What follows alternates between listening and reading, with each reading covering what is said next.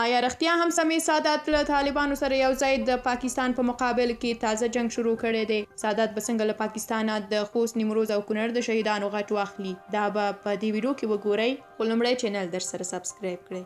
وروسته له هغه چې تېره شپه د پاکستان جیټ الوتکو د کونړ او خوست ولایتونو کې بریدونه وکړل او ملکی کسان یې شهیدان کړل، د افغان پوځ پخواني جنرال سمیع سادات غبرګون ښودلی او د دې بریدونو پړه یې پر طالبانو اچولې. د ویلي دي چې د طالب له راتګه اوس د پاکستان غوندې کمزوري هیوادونه په خورا سپین سترګۍ پر افغانستان تیرې کوي. ځکه نو له همدې امله باید موږ ټول هیوادوال د طالبانو په وړاندې متحد شو او په وړاندې ودرېږو.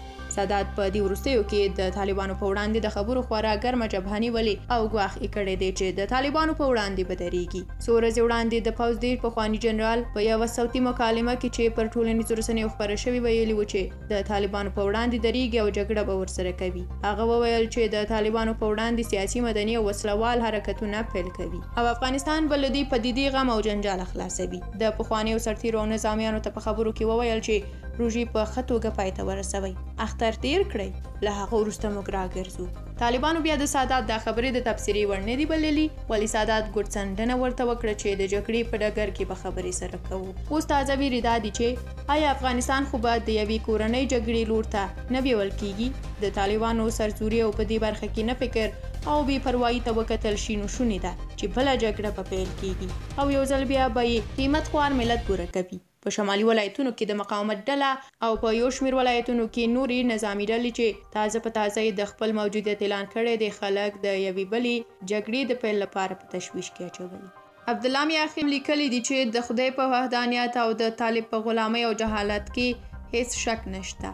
څومره چې د پاکستان د اجیري ملیشې اسلام د افغان نوم او په ټوله کې افغانستان بدنام کړ، د ځمکې پر سر چانه و بدنام کړی. د افغانانو غیرت یې په پنجاب خرڅ کړ.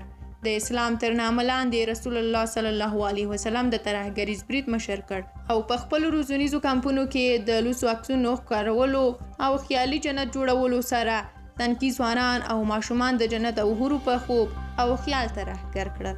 د امریکا، چین او روس په غیږ کې پرېوته ورته نصرت الهي او فتح ښکاري.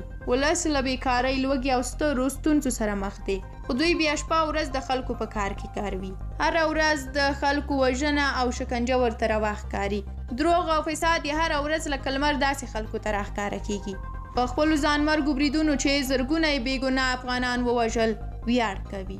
د پاکستان دا غلام نوره بقا نه لري. باید وویل شي چې همدا اوس په خوست کې د پنجابي کفري او مرتد ریاست په ضد لاریون روان دی. هغوی وایي چې پنجابي کفري او مرتد ریاست سره له دښمنۍ پرته بل هېڅ اړیکه نه غواړو او نه یې هم لرو. ډیوه پتنګ هم لیکلی دی پاکستان پر موږ بمبار وکړ او زما خوست ولایت په وینو لړلی دی. آیا دا اسلام دی؟ الله دې تاسو ته د دې ناوړه عمل سزا درکړي. طالبان باید ملت ته ثابته کړي چې دوی به د افغانستان ساتنه کوي. دوی باید د پاکستان پر وړاندې ودرېږي او زموږ د وینې غچ واخلي. ډېره مننه چې ویډیو مو تر پایه ولیده.